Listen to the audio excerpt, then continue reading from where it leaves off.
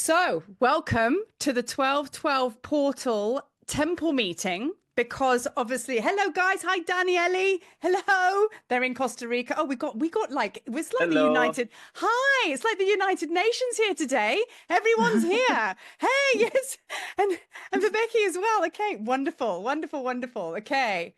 And here comes Michelle. We now have New York joining us. I'm getting good with everybody now. I'm kind of understanding where everybody's from, you know? So yeah. So we really are like, yeah, joining Oneness Wisdom. So this temple meeting, usually, like I say, usually do a stream, but because Christmas was coming and it was all quite hectic, I just thought, well, in light of the fact, hey Janine from Arizona, amazing. In light of the fact that we are all experiencing this one, well, let's call it oneness wisdom, as it were. You know, I think we've got to December, and it's absolutely eloquent. The energy and what we're experiencing. It's like I feel like we've been through a real ass kicking, like well, for lifetimes actually. Let's just keep that real. But like for this like year, let's like say the peak of this transformative period. You know, we sit there and we have such good faith and we're such good star seeds, aren't we? We're like, oh, the end is coming, the end is coming. And each year we roll into it and we all look at each other in January and go, holy shit, what is this? And we keep having so much faith and we keep rolling in. But I'm telling you now, A lot of Egypt chatter going on because oh, hang on a second. Let me just mute whoever that was. So yeah, so it's so sorry, Michelle. I was like, it's New York. He's making nonsense. I'm joking. So yeah, so we basically what was I saying? My Wi-Fi keeps dropping today, meaning my brain, because I'm 3 days before the full moon, FYI, and it's 1212 portal, and I've got like porridge brain today. So I'm a little bit like. But anyway, what I was saying is like we're all coming into uni. We've all kind of like come to this point now. We know that this is the change. We know it. We know it. It's not wishful thinking. It's happening. It's real. We're all, what I love about the energy updates and the fact that I get feedback of you guys, we're all feeling the same thing. We're all feeling like the remnants, there's more flow coming now. And I get goosebumps as I say it, and less need to control. And in a way that's come from an extreme tiredness of just having that ass kicking of just going, well, you know what? It's like surrender. Oh, just like let it go. But the thing is, you have to get rid of so much junk to be able to actually have the courage to let go. Because let's face it, fear is the very thing that has us holding on so tightly. Now, today, this is very much about Avalon and this is very much about Egypt. And it's about how the two worlds come together, right? And in my world, we all know that Maria's like gung-ho Egypt, but also as well, I've spoken to many of you about the other side of it, which is the sacred counterpart, which is Avalon. Now, I am actually born in like that neck of the woods in the UK. Left there 24 years ago. England in the rear view. I'm done. Full on Africa, go hard the whole time. And then all of a sudden, the last 2 years, got called back there and found myself in the Chalice Well Gardens. And I said to the woman behind the desk, I said, I'm really embarrassed because like I am so deeply on my spiritual path and I consider myself to be kind of quite out there. And this is the first time I've really, really deep dived into Avalon. I'm at the Chalice Well Gardens. Her response was, you only end up here when you are ready, when it makes sense. So don't sweat it. You know what I mean? And it's like, I've even had conversations with people who I know are deeply on their path, big teachers, and they're like, oh my God, I can't believe I've not even sniffed at Egypt yet. It's been on my radar, but now I'm going, or whatever it might be. So places find you at the right time. And your Earth Star chakra, which is a couple of feet like beneath you in the earth, that when we come, that particular chakra is programmed with our kind of like our coordinates, where we're going to be at what time and where, which is why you'll get a surge of importance for that place to go there at that time. So this is again falling back into the trust fall of the divine feminine, of just knowing that, like, you know, she's got this, you know what I mean? Because it's like everything's programmed into your Earth Star chakra. We're now at a point where we can relinquish control and just let it all come in. And that is where Avalon meets Egypt. For me, that was what it was all about. And that was 2 years ago that I ended up in Avalon. And then I attended somebody else's priestess group. And I really, really, really didn't want to go. And I was like, I thought it was because I was really nervous about going into a priestess group or women's group, and it's just not my vibe. I'm an everybody vibe. So I was thinking more of my humanness. But actually, what happened was like I was scared of being shown my divine feminine self in all her glory, and I didn't want to see it. I had a hire car. I was like, day 3, I'm leaving. I'd already had it planned in my head. I was like, I'm going to go. And on day 3, I'm out, I'm done. And that was how ingrained my resistance was. Went on that priestess group, that ladies group, and I was supposed to go there and just have my space held. And I cannot tell you the power of unlocking of being on that divine feminine land, which actually exacerbated tenfold, exploded my Egypt connection. I had no idea. I was really holding on to Egypt quite tightly. And I was like, well, I'm Egypt. I'm everything about this, that, and the other. That's my identity. But what I was doing is I was holding on to something that's very comfortable to me because I was fear of going into the divine feminine full on. So when I went into the sacred waters and the sacred wells of Avalon, I got basically handed my ass on a plate, which the mothers do actually do very lovingly, but it's in a soft, gentle way. Like Egypt will do the same, but that's more like with a cricket bat. You know what I mean? It's like if you're resisting, it's like 2 different experiences, let me tell you. But that just might be my experience because that's how I roll. But I went there and I was absolutely blown away at the immense power of the divine feminine. I thought being in my masculine energy, which I'm very prominent with, and being on like the Egypt and everything like that, Egypt is very, very feminine as well. But I would definitely say Egypt's counterpart is Avalon, and the two come together. One explodes the other, and that's exactly what happened to me. So the very thing that you resist is the very key to it all. And all I wanted to do is come online and get everything balanced, and I really did. And I was resisting Avalon. So there I went to Avalon, and I actually turned up there to actually say, I can't do this mission anymore. You guys have heard me talk about it often, about my path to purpose. It's not easy.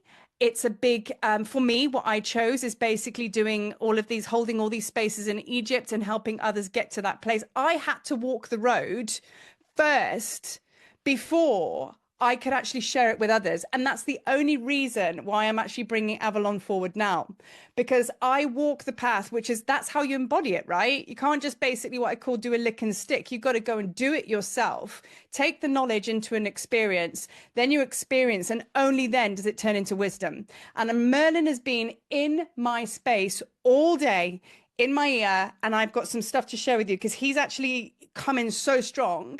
And before I actually got to this understanding of Avalon and Egypt, he said to me, his exact words, wait until you embody the lessons, hold thy tongue.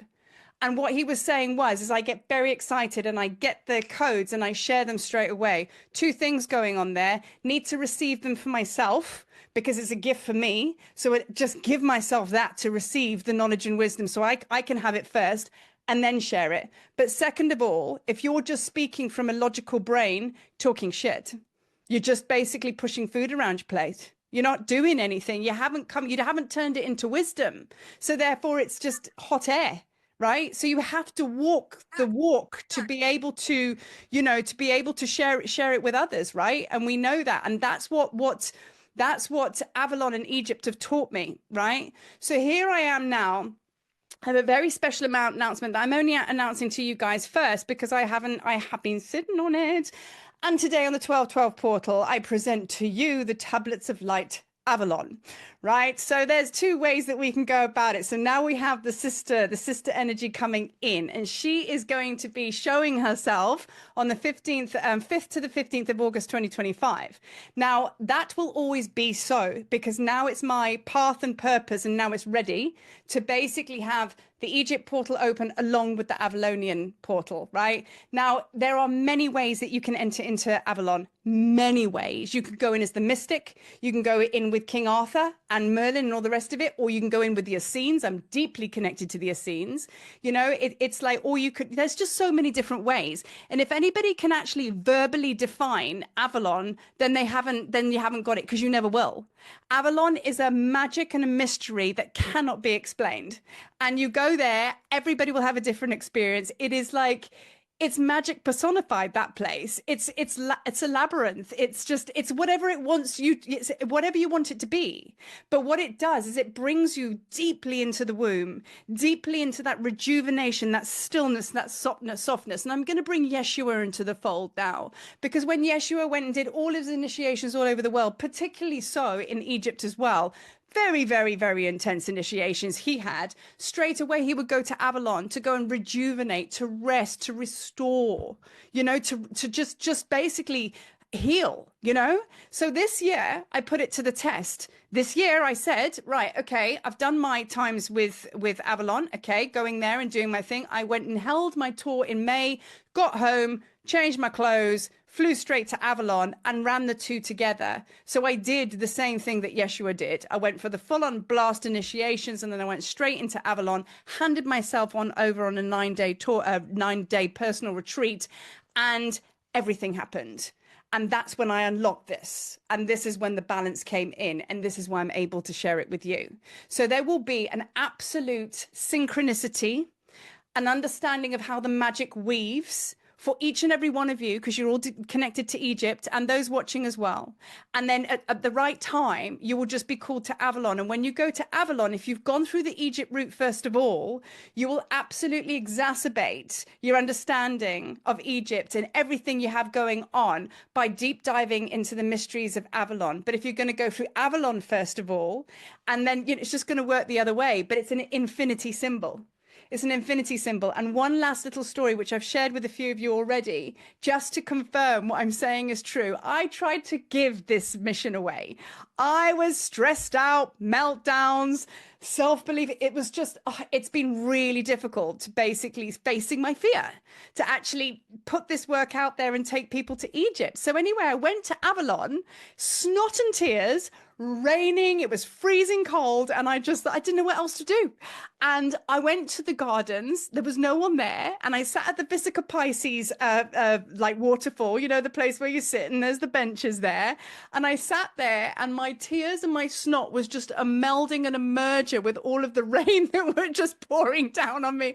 And I sat there, a very sorry sight, and I was just in this big brown hoodie, and I was like, oh, it was a dark day. I was like, I can't do this anymore. And I said to Mother Mary, I said, right, you're taking this mission off me. Otherwise, I'm going to lie down there and die. I'm dead. I want to die, or I either want an answer to this life I have. Take it off me, make it easier. I'm tapped out, but you've got to give me a sign whether I continue to do these tours or whether you release me in whichever shape or form. That's how bad it was. When I sat there, did one of those big snot wipes like a little kid, a nice snail trail up your sleeve, and you're like, I don't care, mascara down here. Walked up to where I initially got the message a few months before, between these two yew trees. Those that have been there will know, those two very ancient yew trees there, and there's actually a ley line there. And that's where I got the message to bring the Egypt energy to Avalon. But this was a different visit. This was a dark visit. And I'm walking past my spot, no one in the garden, and I see this guy dragging a life-size ankh over his shoulder from the bushes, from the King Arthur pool to in between the yew trees. I'm not lying. I was not on hallucinogenics. I was just being me. I was like, I did one of those, and I just went from crying to laughing, and I was like, no. So I went up to the guy, and I was like, listen, you really have to just humor me here. I need a photo. Can I have a photo? And he said, yeah, sure. Then all of a sudden, it was like they all started coming out the bush, and this little Venezuelan woman, this is for real, okay? I'm not making this up. This little Venezuelan woman come out, this life-size ankh, and he says, here, hold that. So now all of a sudden, I've asked for a sign to see if I need to continue with Egypt in Avalon in the UK, holding this big life-size ankh. I don't even know how they got it in there. You're not allowed to do things like that. Holding it, and I was there for 2 hours while she did light one language on me. She'd been to Egypt 13 times. Like, word, like unbelievable. So anyway, sat there, went from absolute I can't do this to okay, we're doing this, and they became my friends, and we went okay, bye. And then that was that. I got back to my daughter, and she's like, where have you been? I said, no, just had a quiet afternoon, really. Do you know what I mean? Just like, so my point is to actually bring faith into this conversation here. I was on my knees, and had Avalon not been in my space, I probably wouldn't be been doing this now. Do you know what I mean? So I'm saying like that was the depths, that was the darkest time. And then it all became very apparent. And this is a lot of the message with Keridwyn. Keridwyn is very much like Sekhmet. We're going to get into that in a moment. And I'm going to show you the comparisons or share with you the comparisons so you can deep dive into your own journeys to do with Avalon and Egypt. And Keridwyn is all about the cauldron. She's the maiden, the mother, the crone, but she's also about transformation and fire and alchemy, right? So is Sekhmet. So they're both dark mothers. So these two are like, I always have one here and one here, right? She says that transformation has to be a consistent journey. One cannot give up for one moment because transformation only occurs through consistency, right? And that is a big, powerful message. When we kind of like feel those dark times where we can't walk anymore, a miracle will happen. And this is another thing that I want to just chuck into the mix is that like magic happens all around us. And I would like to take this moment today to reestablish what we really think about magic, because magic makes us think it's a Harry Potter thing. We can run through a train wall and end up in Hogwarts. Do you know what I mean? Which I suppose could actually be true. I don't want to try it just in case it doesn't work and I knock my teeth out. Christmas is coming. You know what I mean? It's like, you know, but my point is magic happens all the time because in that moment, that was magic, right? In that moment where I just wanted to die and then I didn't die, that was magic. Magic happens when you've got the last thing on the shelf.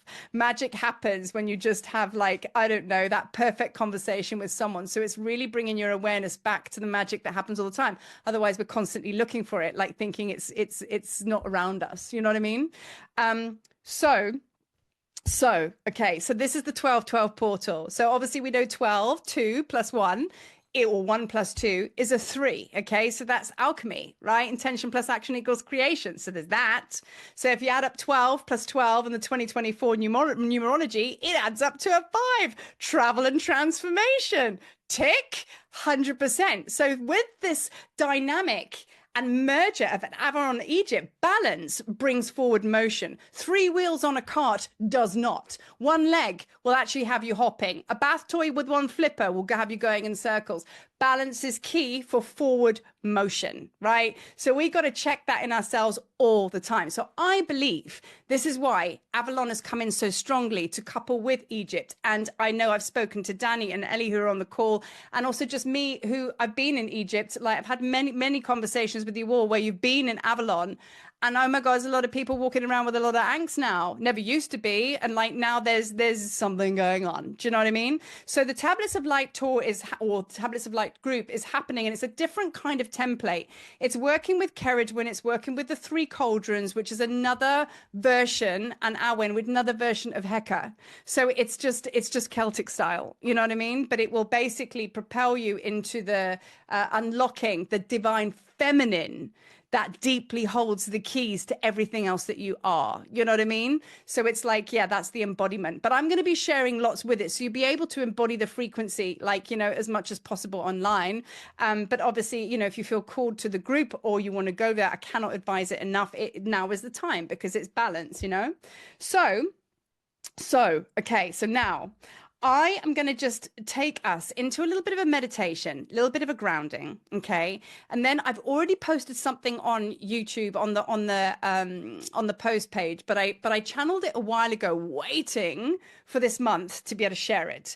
And there's more channel that's going to be coming from Merlin because he has been talking to me all day, and he's very stern teacher. He's very much like Toth. So he's going to be coming into the call today, and he's going to be grabbing a few of you, if not all of you. I'm sure you're going to start to get tapped. Do you know what I mean? If you haven't done already, he kind of does that. You know what I mean? And with Merlin, if you agree to work with him, hold on to your underwear, because like, let me tell you, you know, once you say yes, he's like no nonsense. You know what I mean? So it's a bit like Sekhmet. You know, we all know what it's like when we kind of like stammer with Sekhmet. It's got to be, you know, it's got to be on. So now let's just bring our energies together. Okay, so just closing our eyes now and just taking some nice long deep breaths. So inhaling and a big power breath out, or a sigh even, just and breathing in, inhale, and breathing out. One more big deep breath now, inhaling, rising all the way to the crown. And exhale.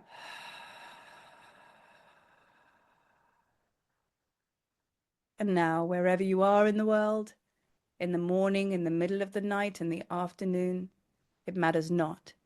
For where we connect is in the ethers. And we're going to bring our energy together, but also ground into our present moment. And as the energies of the 12-12 portal washes over us, gifting us and blessing us with a really peaceful sense of union, of being held, of balance.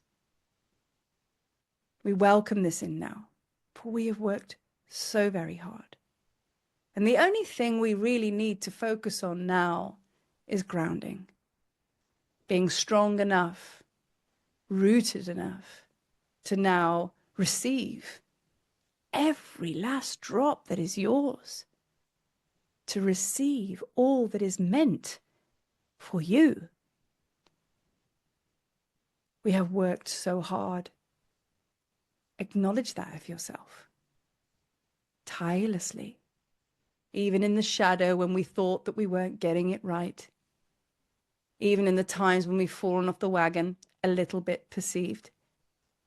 Even in the times when we're flying high. All of these are weavings of the fabric. And there wasn't a moment that you gave up. You may think you had, but you didn't. And you haven't.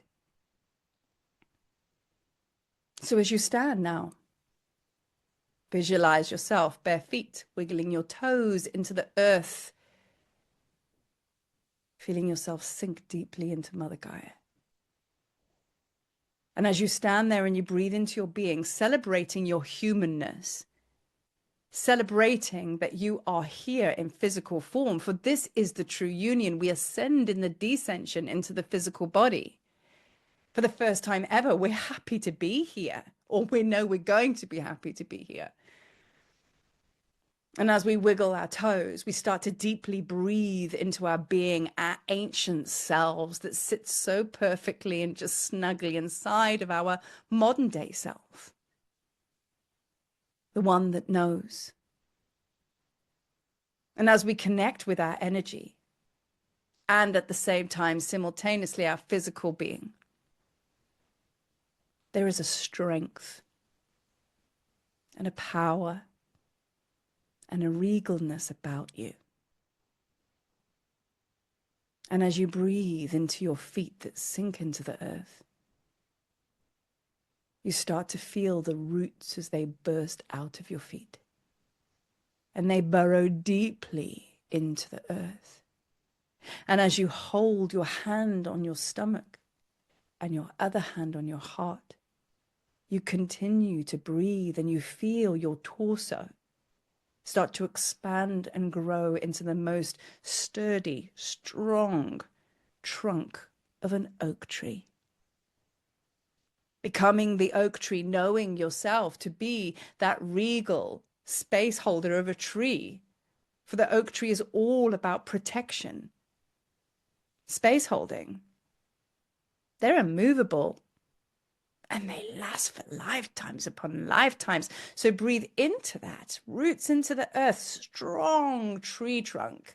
And as you inhale and exhale now, you grow your branches, beauteous, beautiful branches, sparkling and twinkling with all of the elemental magic as you reach to the stars, to the cosmos, as if you are touching every single star in the sky.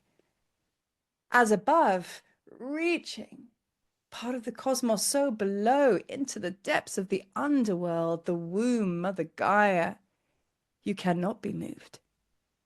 And as you are now this beautiful display of this oak tree, you start to become aware of your beautiful green leaves.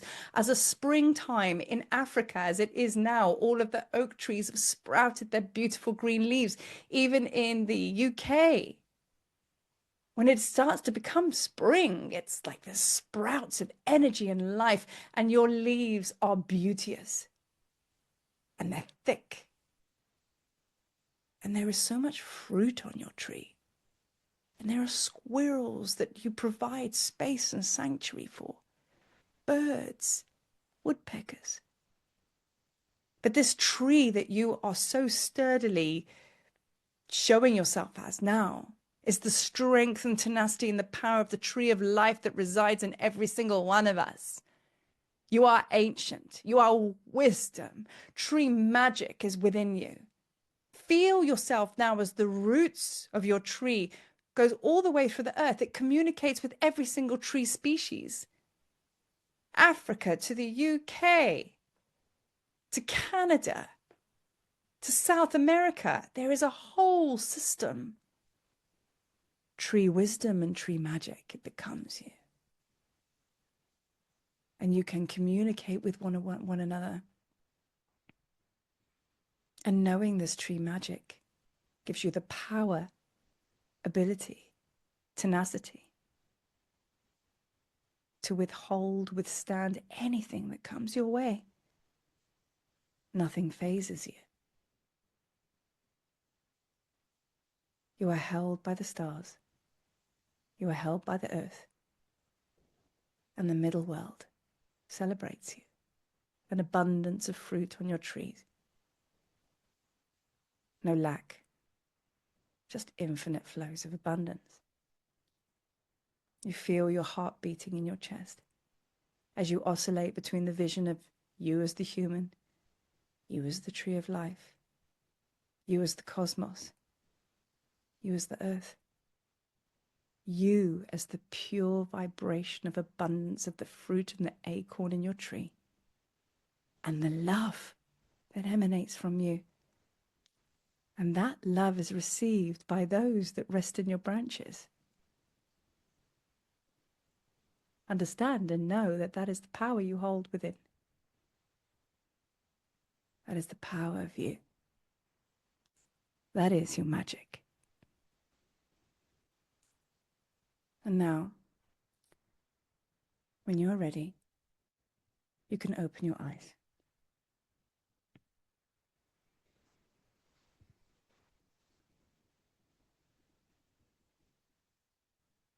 So as we're just in this still space now, I'm going to read out to you something that Merlin, I channeled something from Merlin a while ago, and this is really important that we hear this. So he says, master this timeline.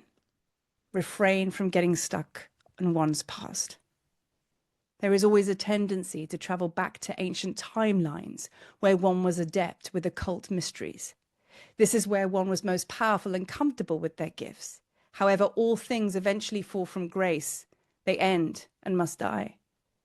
These are the death and rebirth cycles which must be adhered to and aligned with, not resisted or clung to. Your mission as a master is to gain mastery over your current timeline. How does one bring forth gifts and abilities from past lifetimes to embody them now in this lifetime? What does that look like to you? When one reaches into the past, you become fragmented. This is separation, not wholeness, as you are leaving your current timeline to live there.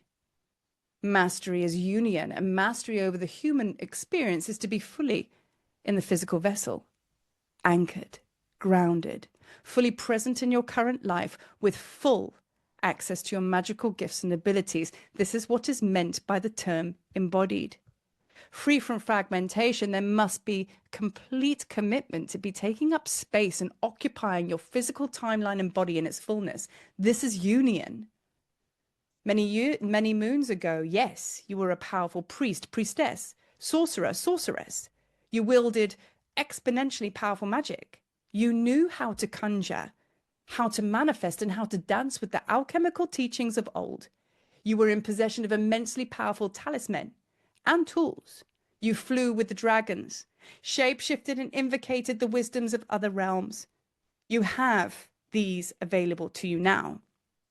They were indeed sacred objects back then. In truth, they were created from magic, frequency, and energy, manifested into physical form by you. So worry less of who you were back then, for you are still that sacred being now. You have just become in a different world, a different time, wearing different garments. That is all. The master, that sacred being, is still looking back at you in the mirror. Stare deep, initiate.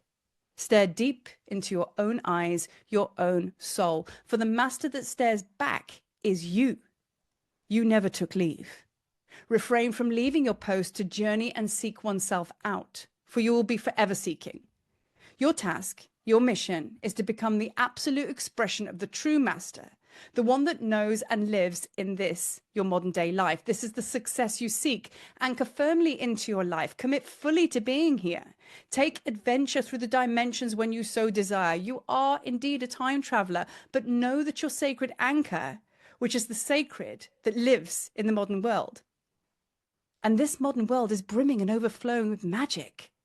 If, of course, you choose to see it. That, my dear, is for you to decide. Master Merlin. So there we have it. So that is, I channeled that a couple of month ago. And I have another one that I will share with you when I type it out nicely, because I need to read my own writing, which takes a while. But he's talking about going backwards and coming back here. Like, why do we do that? And do you know how I came to that channel? It was from, I went into meditation and I was like trying to do something like, you know, otherworldly. And I went there and had my little booties on and my little maiden's outfit. And I was on top of the tour.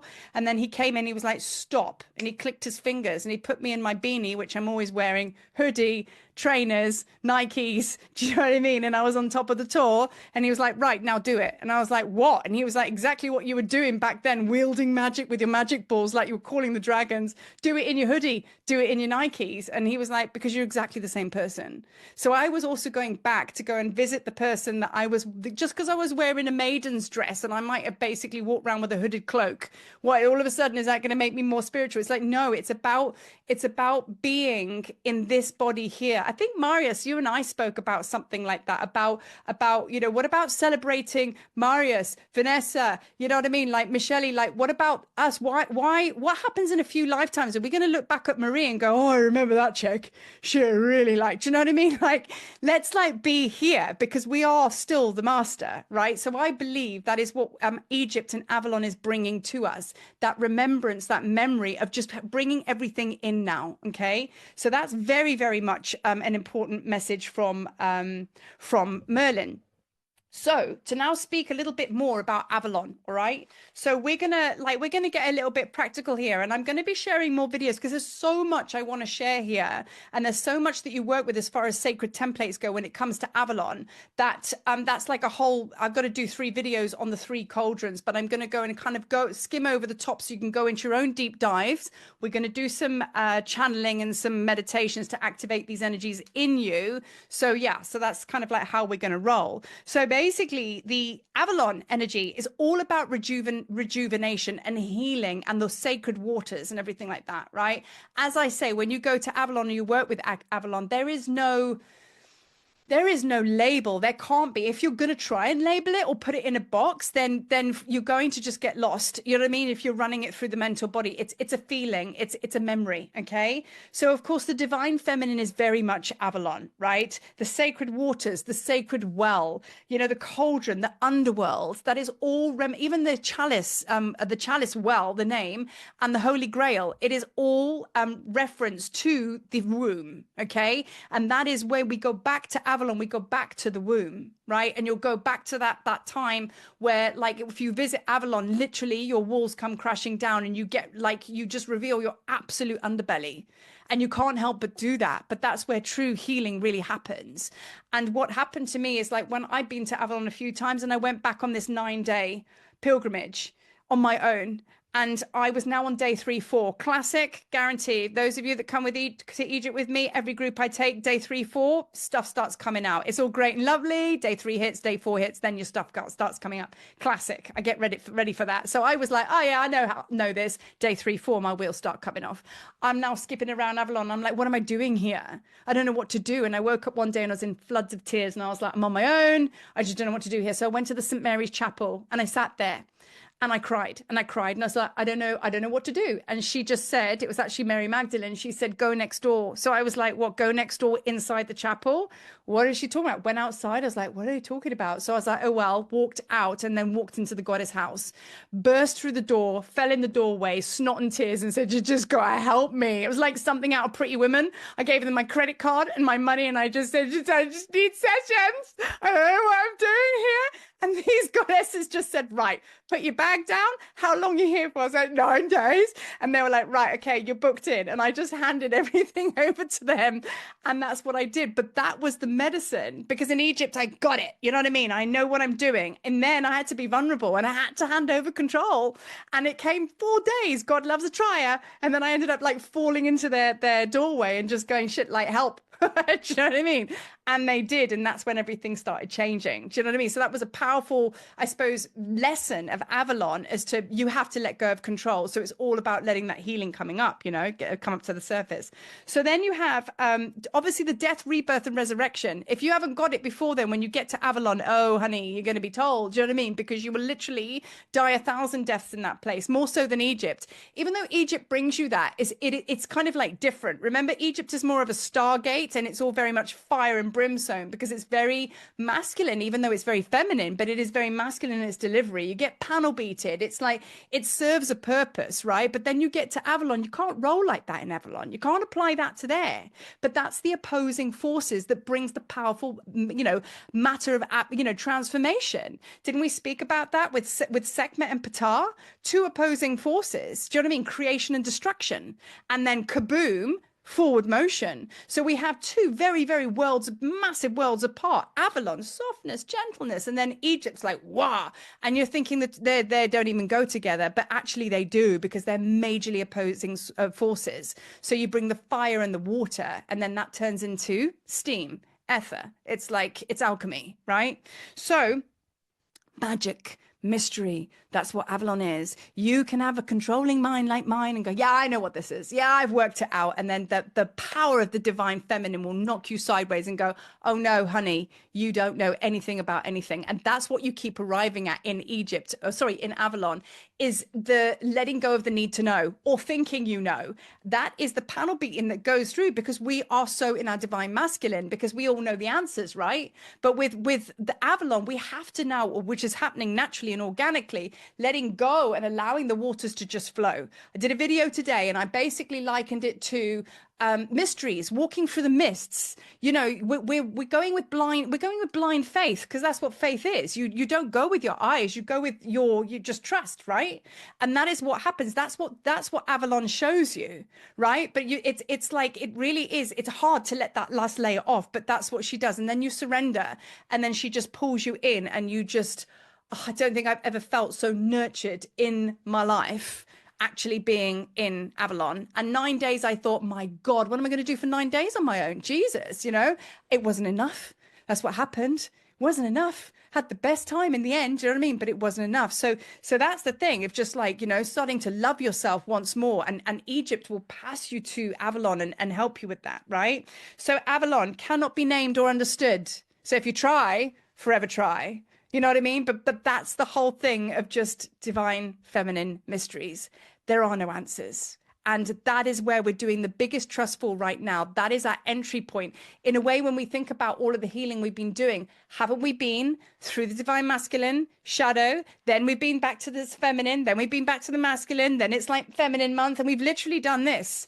And now we're coming back to the feminine again. So we just keep going up the spiral, don't we, until it all just comes right. Okay, so now I believe she's the one that's holding us in, well, they both are now, because they've come in like kundalini serpents. They're both holding us in December, because we've got a new moon and a new moon and a full moon in the middle of it. We're just being sandwiched in this vessel, in this chalice, in this holy grail. There is nothing for us to do in just to receive. That is all we have to do. So in every moment, you're just opening the heart to receive those codes. And that's quite hard, because we're so used to just, well, let me just do this. No, there's nothing to do. Only to just like be shown now, because you deserve it and you've worked. This is about you really being rewarded, you know? And when I went to Egypt just recently, it was very clear to me that I wasn't going there for initiation. I've never been to Egypt to not go through an initiation. I'm usually go there with my elbow pads on and my knee pads, saucepan on my head. I'm like, right, bro, I'm ready for you. Come on, Egypt, let's go again. Do you know what I mean? Because I'm always having to go for the layers. And believe me, I've got breeze bot layers. You know what I mean? They had to work hard for me. Do you know what I mean? But like now, I turned up to Egypt this time and I went bare. Okay, not naked because they would have arrested me. But I turned up in Egypt with like nothing. I didn't take a crystal. I didn't even take a smudge stick. I was like, okay, I think I just wore the same necklaces. I didn't even get into it. Didn't even build an altar. And I was like, this is me. Just that's it. And that's very not me. I've usually got a big witchy bag with me. I didn't do any of that. You know what I mean? I just turned up, just exposed.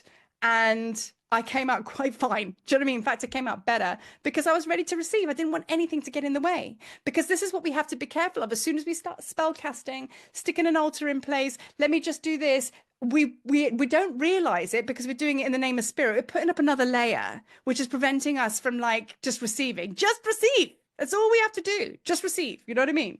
So that is Avalon. So let's just bring in like just the balance for Egypt. So Egypt is a stargate. Okay. Now there are two worlds that bind here, because we have like Avalon is majorly halls of Amenti, and you can access the halls of Amenti / the other world, okay, or the underworld through the Glastonbury tour, right? Okay, so now we also have that with the Great Sphinx and the Great Pyramid, and I'm going to get into that in a minute. But they're very much the same. We've got a stargate. Now, look, it depends on how you work with the energies. Some say that you can go through the halls of Amenti through the earth. Some say you can go through the halls of Amenti up through the stars.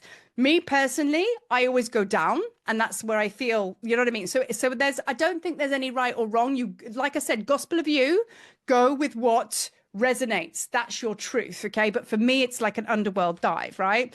So let's just say, for argument's sake, you've got the underworld of and the earth of Avalon, and then of course you get to Egypt. It's very stargatey and starseedy and all the rest of it, but it's very powerful, hot energy. Even it's very arid and very kind of like intense death and rebirth energy, very intense, because it comes from a divine masculine template. The hot sun, it's very abrasive there, but in a very, very beautiful way.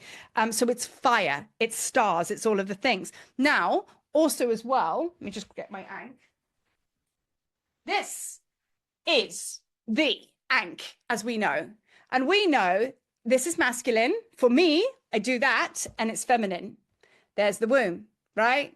There's the universe or the multiverse, right? I've even done a Ankh meditations and Ankh technology, which I work with these here. Think about this though, right? Okay, first of all, like this is Egypt, and then that is for me Avalon. You know what I mean? So, I mean, if you want to really start somewhere, if this is resonating with you and you want to start weaving the Avalon and Egypt energies, do it through your Ankh. Stick it on your heart, whatever you want to do. See where it takes you. Take a journey with the Ankh in light of going through the Stargate to the underworld, right? See where you go, right? This is all about you unlocking your own mysteries with this, right? So Egypt is very much about action, I would say, like fire up your butt. Let's do this. Like, you know what I mean? It's pow, pow, pow.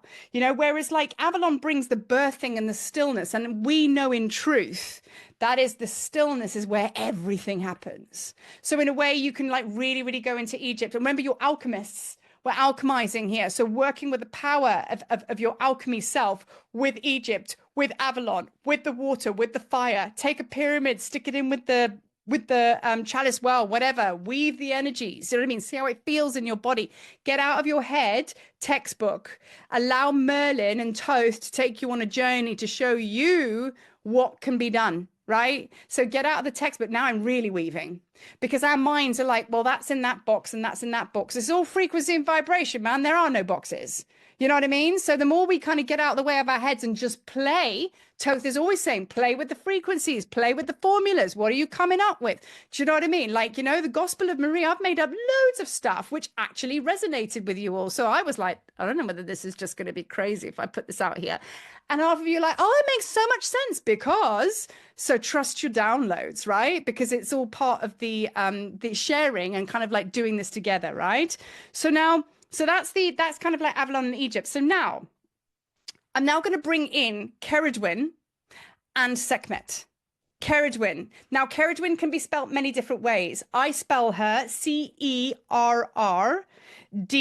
Wen, or you can have it with one R. Some people put a Y in there. Do you know what I mean? It really depends. But like for me, Keridwyn, that's how I spell her, right? She's a Welsh goddess, Celtic goddess, very, very ancient. Her cauldron is older than the chalice, older than the Holy Grail, you know? And she works with an energy. Okay, this is where it gets really cool. She works with an energy called Awen. Okay, now I didn't actually have an image. I actually should have shown you. I will put this on a post so it would make sense to you after this video. But this is for those of you that don't know. Okay, so this is Awen. Okay, and you're going to go, well, this is just like, this is Heka. Okay, excuse my artwork because I'm doing it really quickly now, but just for you to get an idea. Okay. So that there is 3 dots, 1, 2, 3, 3 rays down, or just 1, 2, 3. You'll see it like that. Okay. So it's 3 dots kind of like in an arc and 3 lines down. Okay. That is Awen. Okay. Not to be confused with Anwin. Anwin is the other world. Awen is inspiration and creation. Now we work with Awen like that. Now it's usually put in a circle. You'll usually see it like that, right? Now that is reference to Keridwyn's cauldron. That there, 3 dots, is reference to Keridwyn's potion in her cauldron. Now I have to bring in her story because this is where the tablets of light in Avalon, this is where the teaching comes from, right?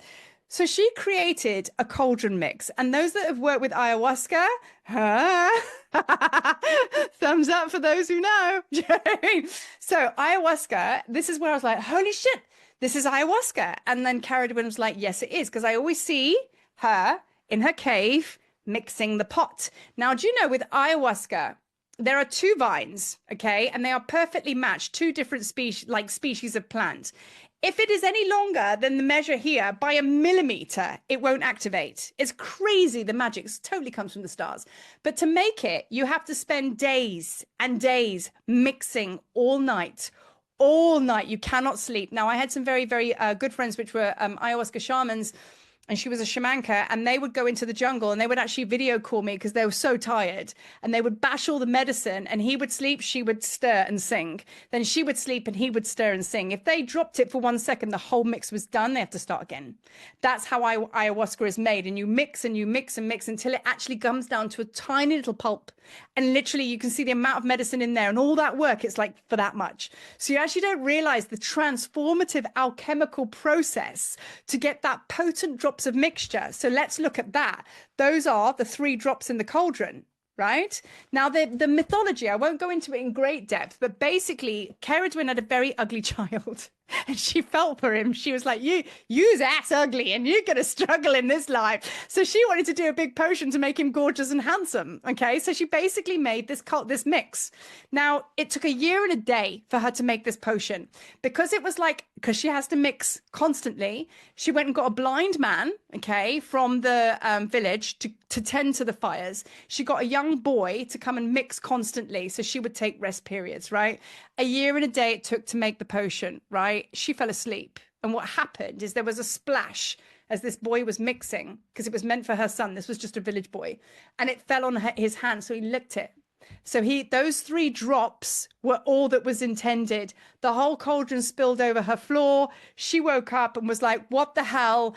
It turned out that the boy got the mix and then he just went, okay?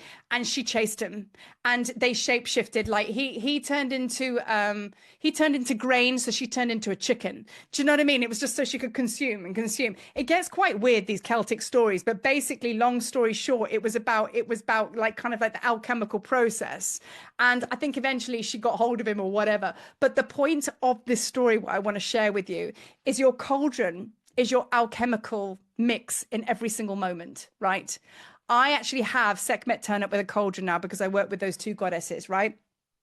Now, your fire, if the fire is too hot, your cauldron's going to burn out. If it's not hot enough, then it's not going to have any motion or alchemical power, right? Have you taken the investment in time in yourself to be able to transform and go through an alchemical process to be able to get the end result? So patience, commitment, and all of the things need to be there, right? It took a year and a day for her to make this mix, but she also handed help over there. Do you know what I mean? To someone else, and much to her detriment, it fell on the back of this, this young boy's hand, and her son never got it. Do you know what I mean? So there's lots of messages in the cauldron mix, right? So you have to tend to all of that. This crosses over a lot to the 3 cauldrons, which I'm going to explain briefly, which is a healing template. So, this is what we have to ask ourselves. You know what I mean? Are the ingredients that are going in your cauldron mix being tended to? Have you got the right people in your surroundings that are supporting you, that aren't going to drop the ball? Is your fire hot enough? Is it too hot? You know what I mean? You're being too intense. All of these things as to what's, being an alchemist. So now that's her story. So now we look at the symbol for Awen, as in Awen, Awen. All right. Awen can be likened to many things: body, mind, spirit, death, rebirth, resurrection. Okay. Inspiration, knowledge, creation. Basically, in a nutshell, it's transformation and inspiration. That's Awen. So now Marie also works with Heka. So Heka is intention plus action equals creation. And it's also a number 3. So, of course, to have these rays, these 3 rays, you have to be able to vision it, to be able to create it, to be able to manifest it. It's the same.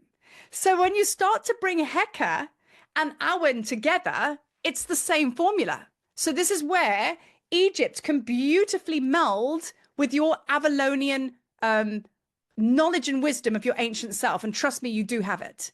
So now you start to merge that divine feminine, divine masculine, Awen and Heka together. Get out your head, let it just merge. You know what I mean? Because remember, this is all about alchemy. It doesn't matter which way it comes in to you, it's alchemy, right? You're here to create. So understanding the ancient teachings, the ancient principles, it's cross-pollinated across all cultures, right? But if you bring in the energy of Avalon and Egypt, it's going to serve the purpose of coming into union, into wholeness, right? So you can ground and be embodied in this life, right? So that is that there. So basically here we now step into labyrinths. Okay, so a labyrinth, which is at the base of the Tor.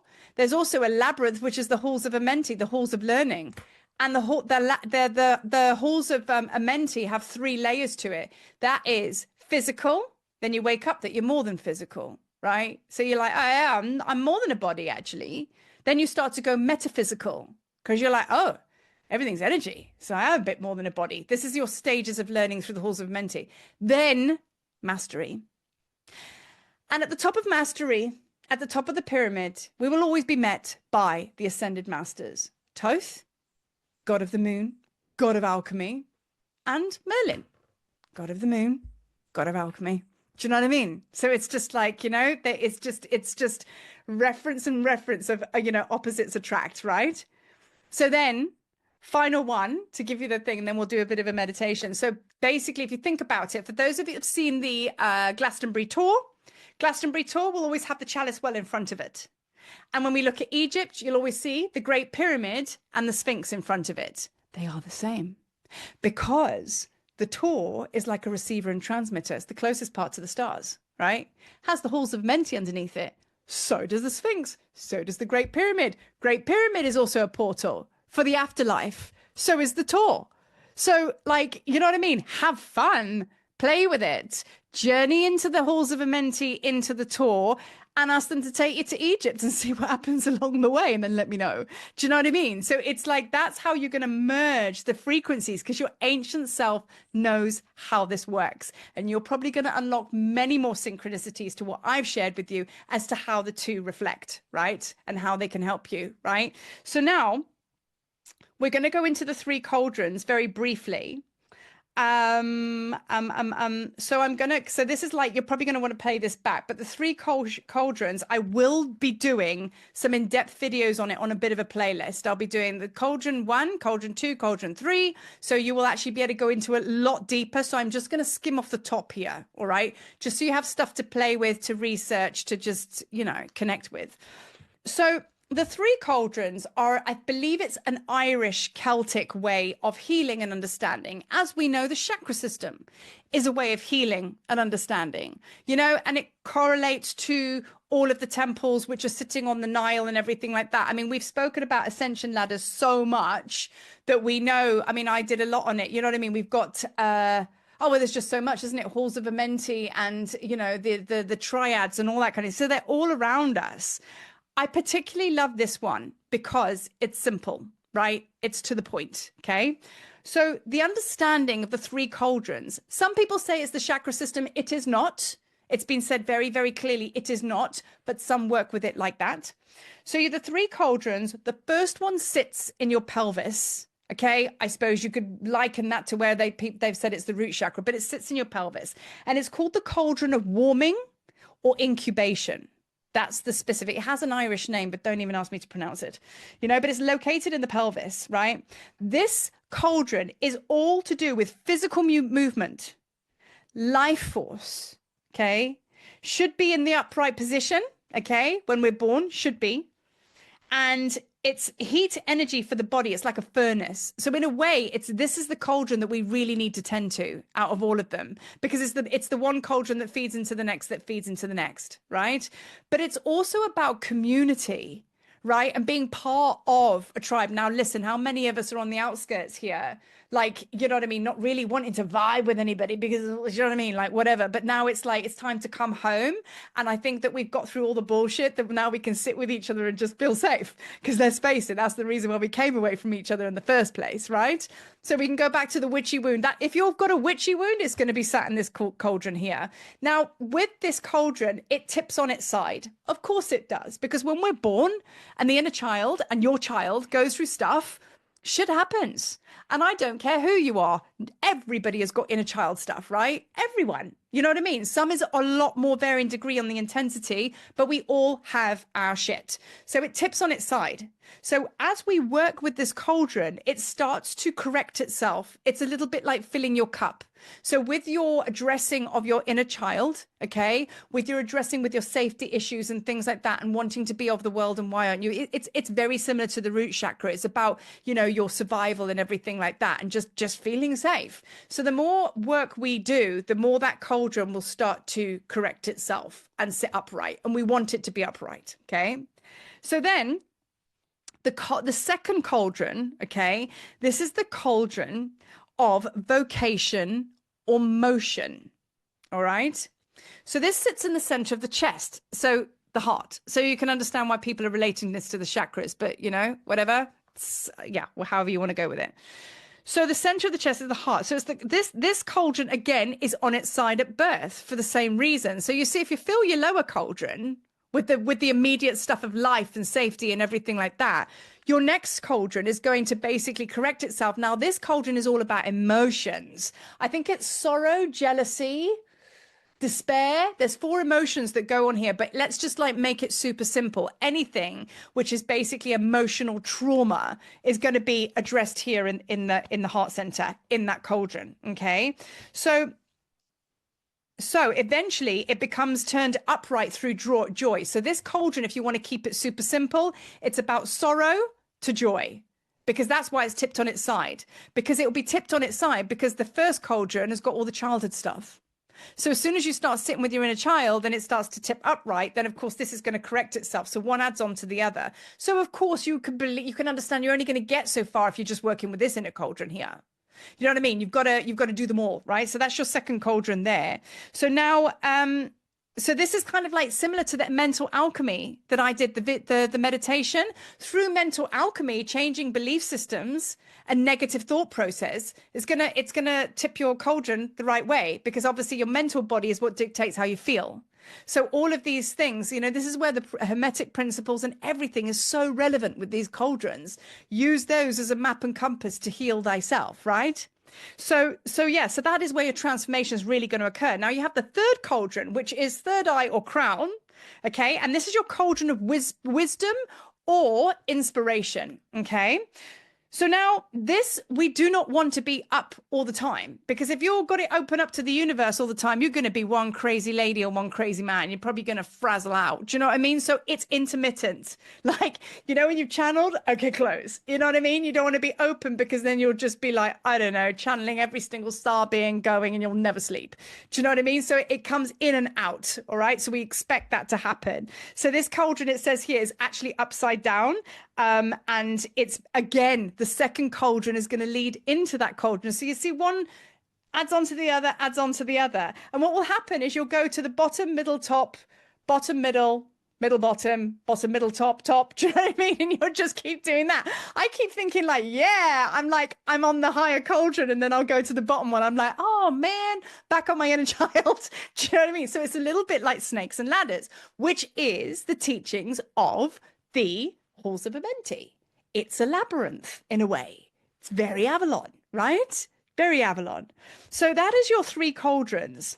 So it's like, what will really, really develop, which I believe all of us here are at, what really develops that upper cauldron there is your deep study of esoteric stuff, the channeling, the courses, the books, everything you read, it feeds that cauldron. So I kind of feel that we have kind of gone boom, boom, boom, but we just got a bit cleaning up to do. Do you know what I mean? But either way, it's an ongoing process, isn't it? Do you know what I mean? You could fall off the wagon. I mean, and Jesus probably had the chance to just fall off the wagon and go and hang out with his mates that smoked loads of weed and just didn't do much. Do you know what I mean? He could have done that, because but he didn't, you know? So yeah, but you see, it's like, you know, anytime we can fall off our wagon if we choose, you know what I mean? So they'll be in place for the whole time, right? So the 3 cauldrons, okay, pelvic, girdle, heart, and center of the head. All right, so that's kind of like what I'm going to go into with the videos, because that's going to like help you kind of like navigate those cauldrons, which is now going to beautifully bring us back to Keridwyn. Now, where I would like to kind of like bring the final stage that we move into, I love cauldron magic. Okay. It's on my altar. I've got cauldrons everywhere. I am just so into it, because it's a beautiful, easy way of alchemy. Is it not? I mean, think about it. You know, when you make a cake, what are you doing? Chucking this in, chucking this in, chucking this in. And that's what Merlin is teaching us, the magic and the mystery. Even when it comes down to who you're working with. Oh, there's a dragon. Bring the dragons in. Oh, there's Merlin. Oh, there's Thoth. Oh, Anubis just popped up. That's still alchemy. It's still a cake mix, is it not? So it's really like encouraging now to play, like to really play. And that's what the energy of Avalon will do. It will open up the playing field for you to just be open to just play and be the alchemist that you know yourself to be, right? So getting out of your mental body and just working with the energy and frequency of that, right? So when you are in your cauldron mix, you know, like what we're going to do a journey in a short moment to actually take you in to what you need to know through here, being in the month of December, okay? Because we're in that incubation, are we not? We're in this incubation of being held, of really, really kind of like, you know, being held. And there's almost like, I keep getting like waves of like, oh, I need to know what's happening next year. It's like, no, I don't. Present moment. You know what I mean? So now we're actually going to go into like, you know, working with the cauldron with Keridwyn, and she's going to like show you exactly What was that? exactly what it looks like. Sorry, let me just mute that person there. It's going to show you exactly what the future looks like. It's like a crystal ball.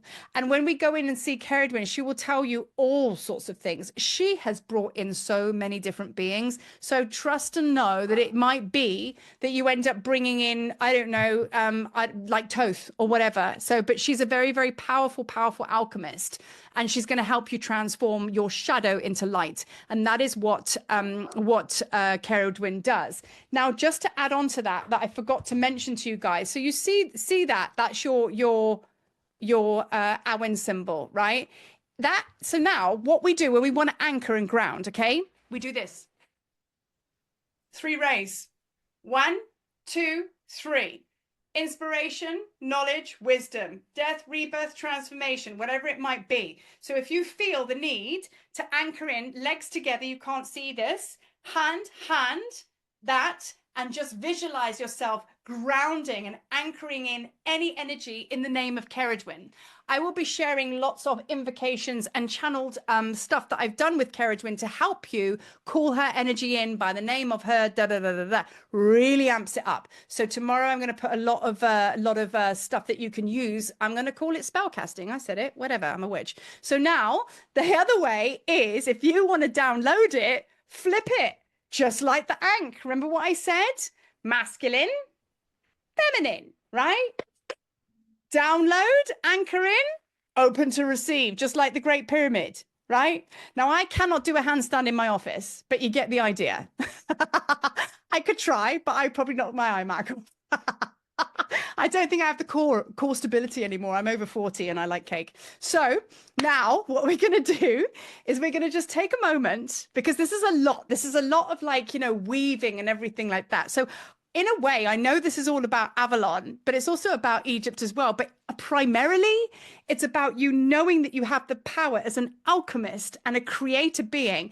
You have Merlin on tap, you have Thoth, you have all of them, but it's you. You are they in this life. So what does it, and do you know what, it may not be a thing that you want to lock onto. I have to bring Danny and Ellie into the conversation here, because you guys gave me checks. She's like, oh my god, what did you say?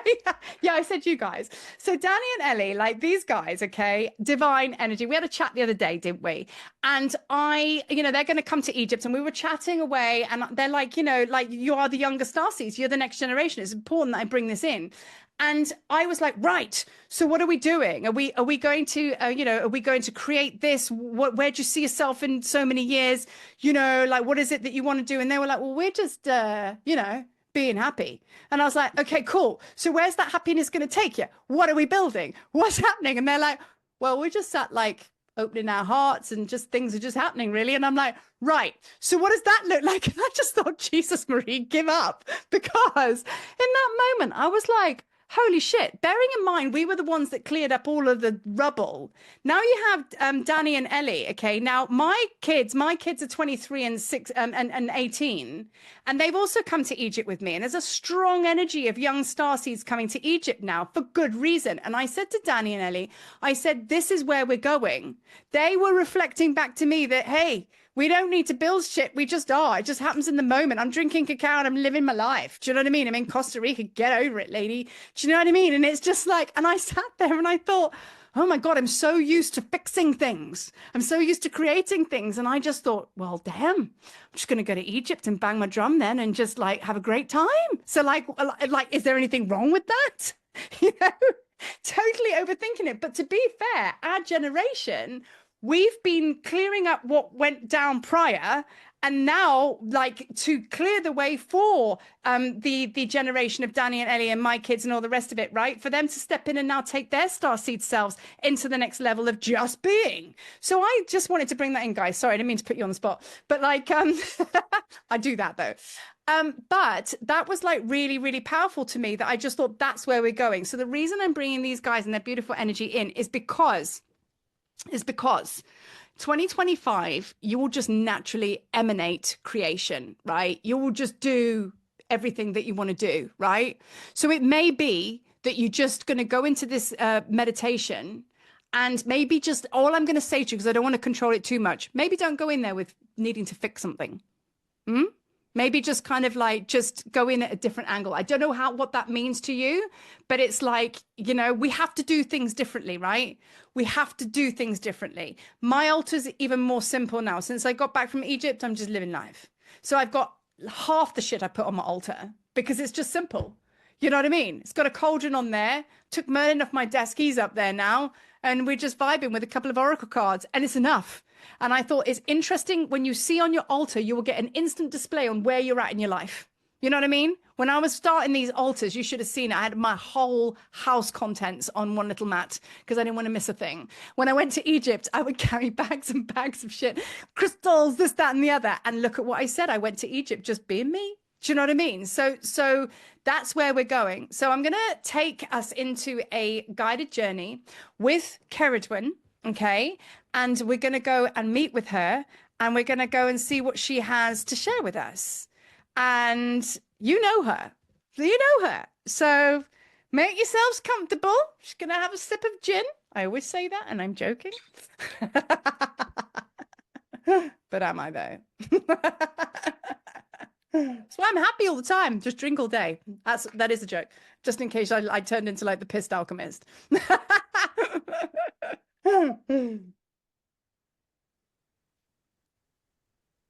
Okay. Can feel some dragons and Merlin all around as well. Woo! Okay, so closing your eyes, getting yourself comfortable,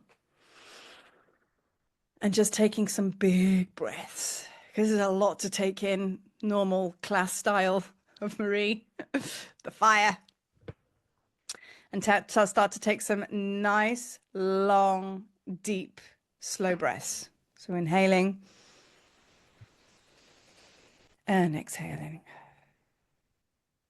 And as you're breathing, I'm really encouraging you now to just bring in the energies of the 1212 portal. We're also 3 days prior to the full moon. So as I said, I brought the moon magic in very strongly. Before we even started, we're just in, everything is moon energy. It's an internal, lunar, mysterious kind of experience, isn't it?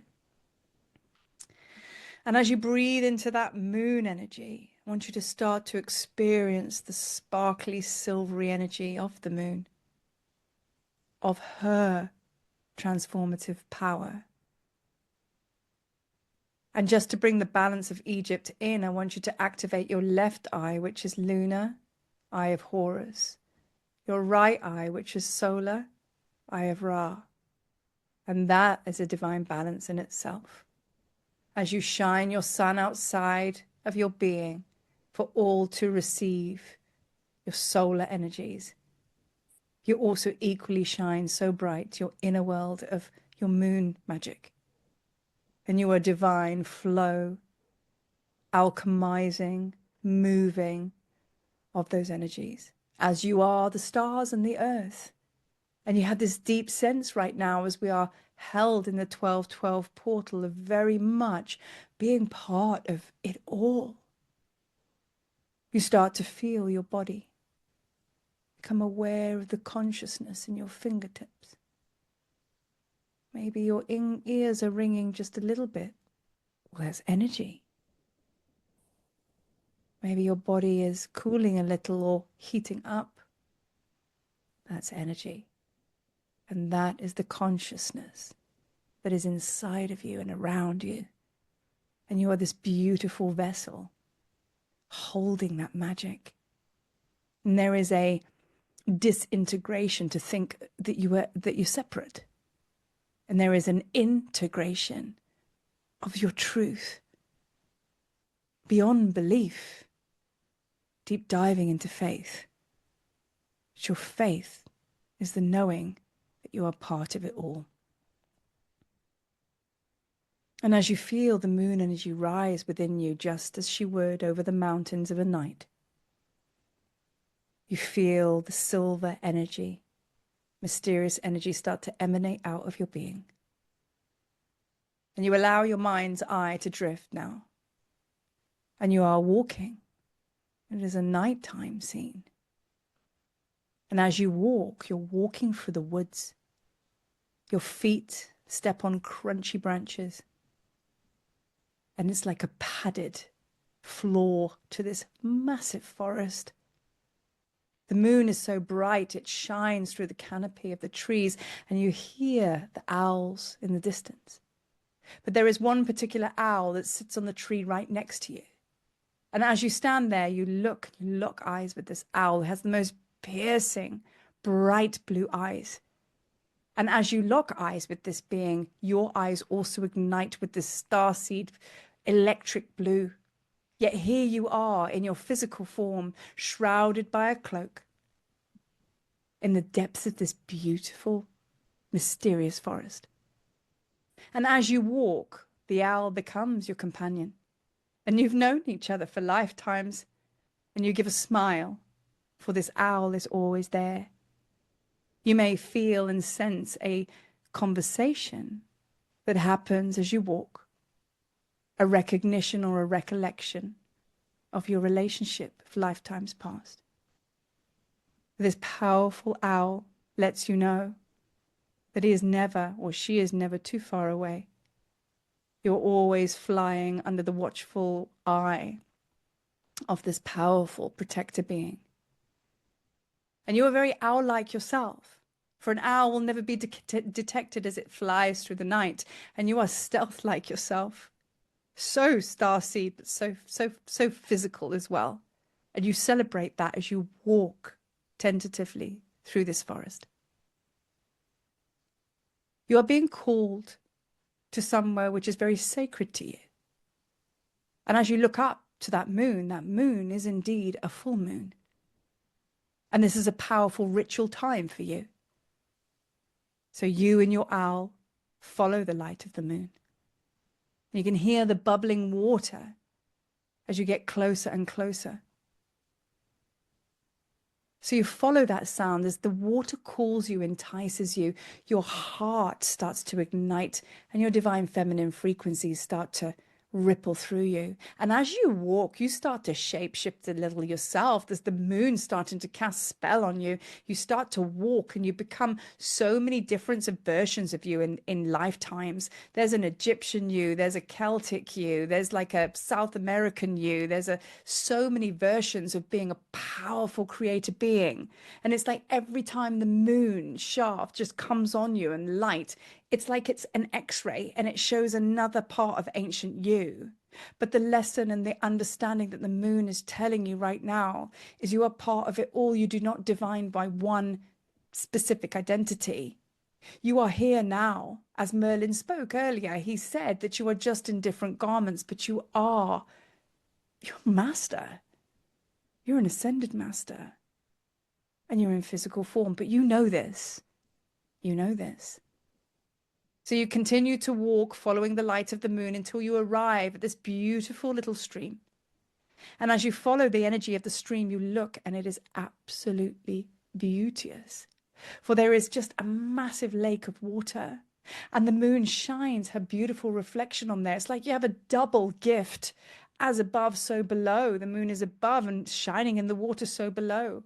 The water is iridescent and it calls your name. It whispers your name's lifetimes past, and there is such a magic kind of energy around you. It's like the stars are even speaking to you. But you take a moment, for now there is something else for you to do. So you look from your left to your right, and there is a deep, dark cave beckoning your name. All of a sudden the heart jumps a little, anticipating. For you know you have been called here by a very, very powerful goddess.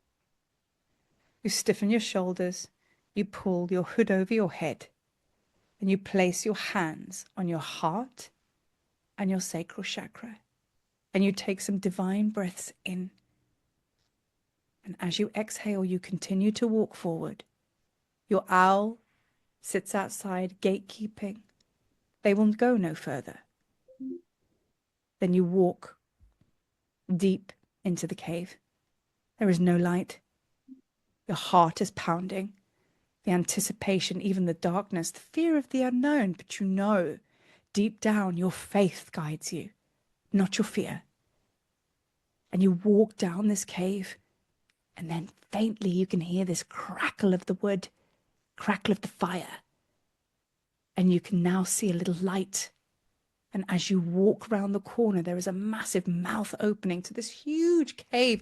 And as you open your eyes and you look around, you're in this cave. It's like shadows are dancing on the ceiling all around. A huge fire and a massive cauldron that sits. And it is bubbling energy.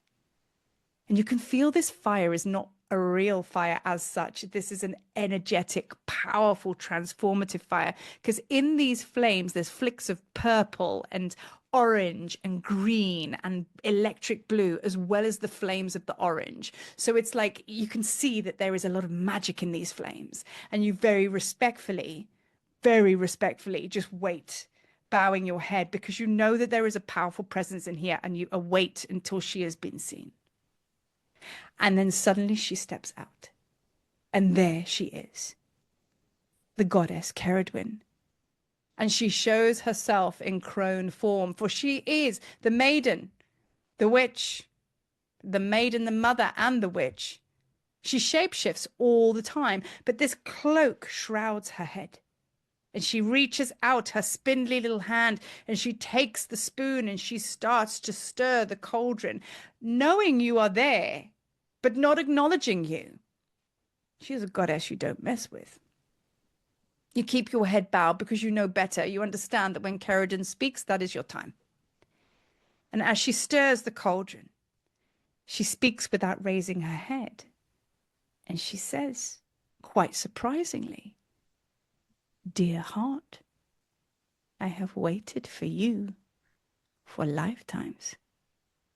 I have waited in my cave for you to come, for you to continue on your journey where you would finally access the alchemist, the witch, the magi, the sorceress, the sorcerer. And here you be. Beauty, beloved, I have followed your progress for lifetimes.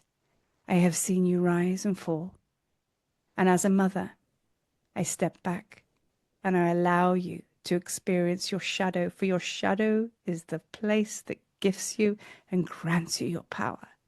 Not once was I not there, but now you are here. And this is a great meeting, is it not? I now gift you something very special and very powerful. I gift you insight, power, alchemy. I gift you Awen."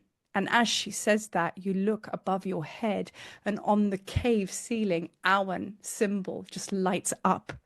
You feel it just everywhere, the symbols, and that circular thing that keeps the symbol in check. You feel it all around you. She says, "Do you feel my power of protection when one feels unsafe or one needs to step into thy power to create, to alchemize, to spellcast? Call on the power of Awen. Call on the transformative powers of the gods, of the goddesses, of me. And you will be granted inspiration, creativity, passion, flow. This is the magic you seek, and this is the magic that has stayed within you, lying dormant until now." You're excited. And then she pulls her hood down. And you expected an old crone witchy nose, and she shapeshifted again. She's got this beautiful blonde plait all the way down. She's stunning. She is now the maiden. And then as you look again, flash of the light, because it is dim in here, she becomes the mother. And she says, "I show myself to thee, so you may understand that images are just images. But my power is my power. And you may be whatever you choose. And as we come into this very, very poignant time of change, the world is changing as we know it. And you, my dear, are a custodian, a space holder of this change. You gave your sacred yes to me lifetimes ago. And you know this. You can feel it. You can feel this ancient wisdom surging. Then she asks you again, what is it you seek? What is it that you need to know? And she passes you the spoon. She says, "Now, step closer to the cauldron. Stir, my dear, stir." You roll your sleeves up and you start to stir. And then suddenly you feel a powerful presence of a very powerful wizard stood behind you. You have been joined by Merlin. Merlin stands with all of his energy. His presence is enough. Keridwyn looks up and she smiles wryly. She smiles. And then Merlin speaks. And he speaks in a tongue that you've never heard before, yet your being understands it. And as he speaks to you, he starts to ignite a dormant part of you that has been lying just still for lifetimes. As he speaks, the bats they swirl, the stars of the night are in the cave, and you start to just grow in your power. Keridwyn just nodding and smiling. The witch and the wizard are with you, the divine feminine, the divine masculine. Now all of a sudden you fling your cloak off and you step in and take your space. You know your power. You're not hiding anymore. You're not going to sit there and cower down. It's like you are the god and goddesses. You are Merlin. You are Ceridwen, and they grant you this power, nodding at you as they can see this is what's happening. Take the spoon, dear one, and start to stir the cauldron. What becomes? What are you shown? And as you look into the cauldron, you start to see the swirls, images, lots of messages come up, and then she stands behind you and she pushes you. And before you know it, you have dived into the cauldron. And now you are journeying. You are now not in the cave. You are in the cauldron. Magic, possibility. So much magic is here. This is the void. Where do you go? What does the cauldron tell you? What do you need to know on this 1212 portal? What do you need to let go of?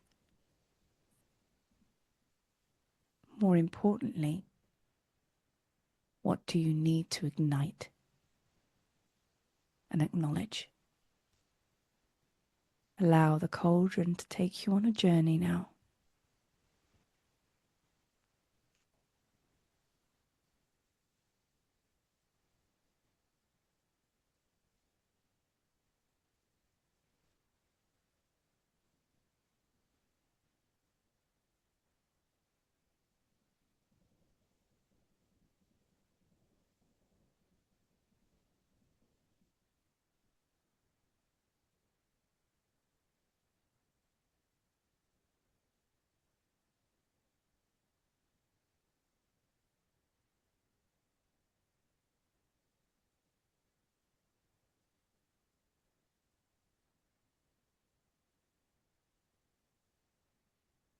The dragons are very present. You have a white dragon that swirls above you and a red dragon that swirls around you. These are the dragons of the white springs and the red springs of Avalon, bringing fluidity and flow and balance into your life, reflecting back to you your lessons, helping you understand and know that always you are protected. Always you are in the know. Your dragon will only awaken when you call it to be so. They are always with you though, but they will only step forward when you call it. But these two dragons are awakening the waters within you. The white spring is the divine masculine, the red spring is the divine feminine. And they now, like two kundalini snakes, these are like kundalini dragons, they are weaving up your spine. They are flying all around you. And there is a powerful presence of this dragon magic. And they wish to take you on many journeys further forward now, for they are in service to you. And dragon magic comes for those that hold powerful, powerful magical powers when it comes to creating brand new timelines, brand new worlds. There is a dragon for each job. And they are now being called, they're calling for you to call them into service. Because they are here to support you. So allow those two dragons to work up the spine, merging and intertwining with one another. Feeling the energy as it explodes out the top of your head. And then it works its way all the way around just to enter in through your lower cauldron again, clearing your lower cauldron, clearing your middle cauldron, clearing your upper cauldron. Having the same energy and frequency swirling around in these cauldrons as the one you swim in now.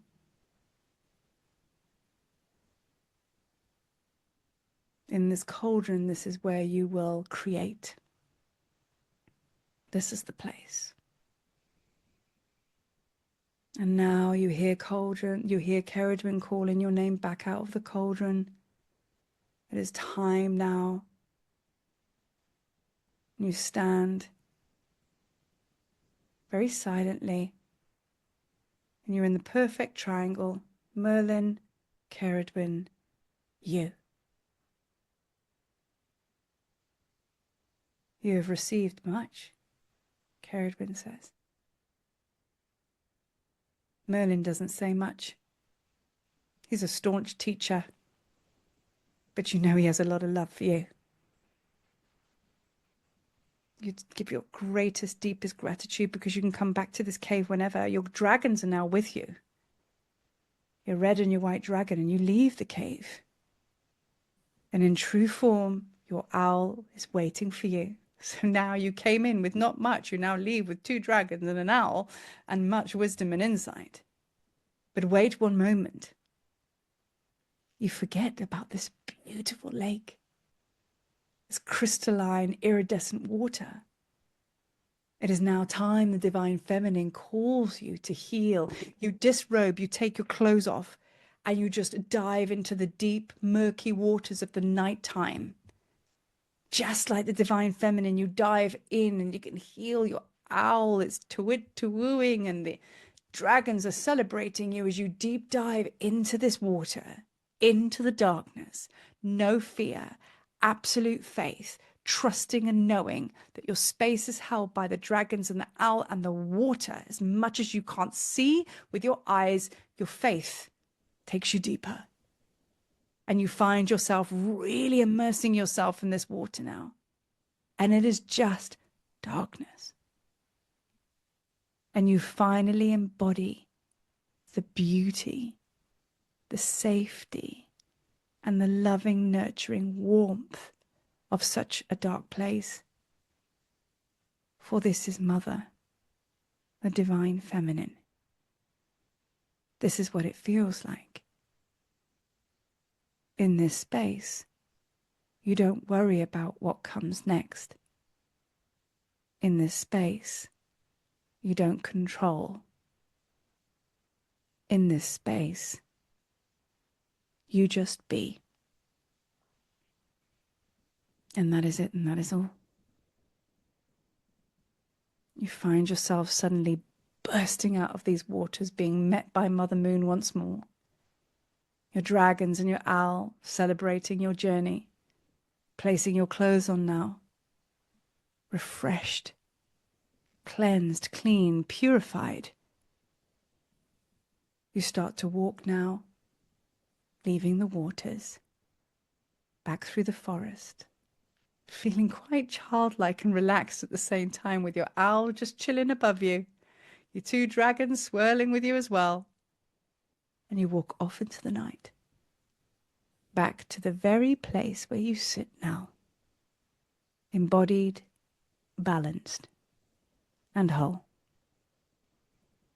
Thank you, Mother Keridwyn. Thank you, Master Merlin. Thank you for the cauldron magic, the dragons, and the sacred owl. And of course, yourself. Taking a nice deep breath now. Breathing in those energies and frequencies. And then really anchoring into your Earth Star chakra. Really feeling yourself coming into the earth. Into this now time.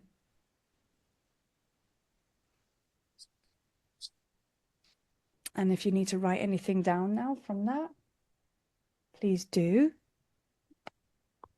I'm going to pick us a few cards just to see what the messages are. Oh, I could have quite happily gone on for that. I was like, should we just stay here? That was nice, hey? That was, yeah. And I'm sorry, I just let somebody in the room, but we had our eyes closed. I didn't know there was somebody waiting. Anyway, we have a recording. So I've got these cards just while you all come back to planet Earth. I've got these cards, which, you know, I was doing a little bit of advertising for the people. Rebecca Campbell. We do like a Rebecca Campbell card deck. She is Australian and she lives in Glastonbury. And I do love her cards, I have to say. And she's brought out the ancient stones. These are the new ones. These are really, really nice cards. In fact, all her cards are quite nice, you know. And you know, obviously this is very, very, very you know, connected to all the stones all over the world. So they're always very, very powerful in their pagan power, as it were, you know. So let's just see what these cards say for us. They always mirror what we've just been through. Okay, so soul agreement, soul mission, soul plan, life purpose. Okay, so you can't really see it that well, but that's the card there. Okay, and then the second one is the Guardian Stone, awakening, progress, initiation, but not initiation as we know it, as in an ass kicking. Initiation, ease and grace into the next timeline. Thank you very much. Okay. And then the final one is boundary stones, negotiations, contracts, and communication. So this card here is very much about where you're going in the future. All right.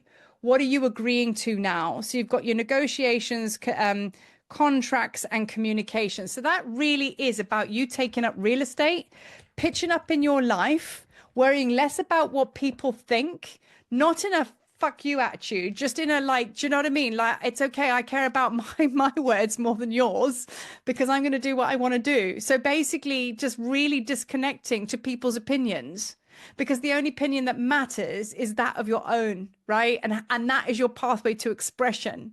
So that communications and contracts is really asking, like, what would you do or how would you be in the world if you really didn't care about what people think? What would you do in the world if you knew that you couldn't fail? It's that kind of vibe.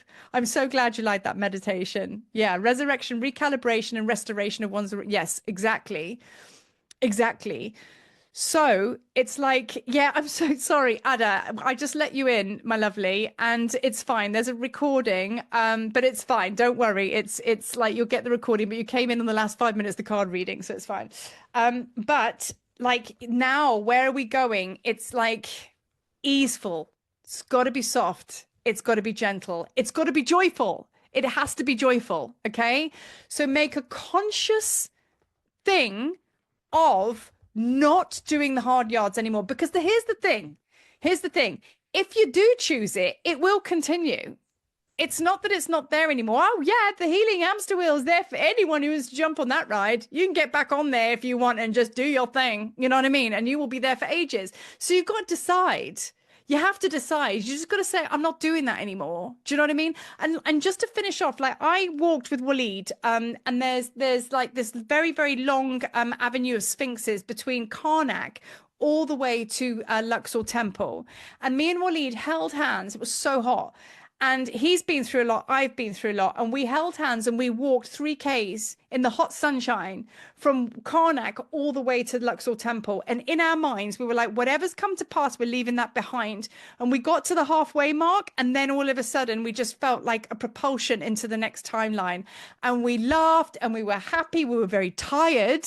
But it was just like, we're not doing that anymore. It has to be non-negotiable. You have to just say, I'm not doing it anymore. That like whatever is happening, I'm not doing that. Has to be a very, very powerful choice. And then the rest is easeful and flow. So when you find yourself being a bit like, do you know what I mean? Go into the Avalonian energies, go into the waters, go into the womb, go into the stillness. Okay. So I never stop talking. Only when I'm sleeping, I'm quiet, apparently. So has anybody got any questions? Has anybody got anything they want to share or anything they want to ask or anything like that? It's never a pressure to do so because everybody's like, oh my God. But like, if anybody wants to share, please do. We good? Love that. It's like when you do the sharing circles, everybody shits themselves. Can I ask something? Yes. Who's that? Who's speaking? It's Ada. You just let me in. Hi. Oh, Ada. Sorry, I said Ada. I said your name wrong. Sorry, love. Oh, Ada. How are we doing? You didn't say it wrong. Oh. It's like that in Spanish. There's like the different pronunciations, and they're all correct. Okay, It depends on where I'm perfect. at that you say it correctly. So Perfect. I actually just found you like not that long ago, Yes. and it was funny because it was a Sekhmet video, Yeah. because funny in that video that you're like, oh, she's calling her cubs home, Yeah. because this October was my second trip to Egypt, Yeah. and in January I went, and the reason I went in January was because I'm a belly dancer, and my teacher, who does tours since '89, he's got his tour group, but he's also a dance teacher. I went for a dance camp, and I thought that was the only time I was ever going to get to go. But then Yeah. he oh, come back in October for like a 2 week tour, like not a dance tour. But a Yeah. lot of us were dancing anyway. And I had a bit of like a spiritual, to me, it was very powerful in January, but they were very small things. Yeah. And I knew that when I went back, when I booked my trip for October, I knew that I was going to have spiritual happenstances again in October. But boy, did I not realize what was going to happen. Yeah. And leading up to October, I live in the United States, I was starting to go through the most intense spiritual awakening. Now, I've been through a couple of them. I've been spiritual my whole life, but this was the most intense one. I get to Egypt, and oh my God, okay? Oh my God. And then so the first week we're in Cairo, the second week we do the Nile cruise, and it all starts in Valley, and no, the little things started happening in Cairo, but it really started at Valley of the Kings. And I was like, what? And thank God one of my best friends was with me to witness things, so I didn't like think I was going crazy. Yes. So I guess my question is, and through all of this, it was Sekhmet who showed up, through my friend Muhammad, who was our Egyptologist the first time, and I've stayed friends with him. And he's the one who told me that he saw her in my eyes, and I was like, I thought he was joking, and then I saw his face. I was like, oh, he's not joking. Yeah. And I start having all these experiences, and I'm like, what? And then our second Egyptologist, I tell him I'm having this experience, and he's like, in the 24 years I've been doing this, you are only like the second group of people who've had this experience, and you keep having them. That's very special. So I guess my question to you is, since you've been there a couple times, you've probably done the Nile cruise, you've been in Luxor. Yeah. Have you ever had an experience while on the Nile cruise in your cabin that you've seen something in your cabin? Because I had a very intense experience that night in my cabin, and I knew it was Sekhmet and her priests. Yes. It was, oh God, it was.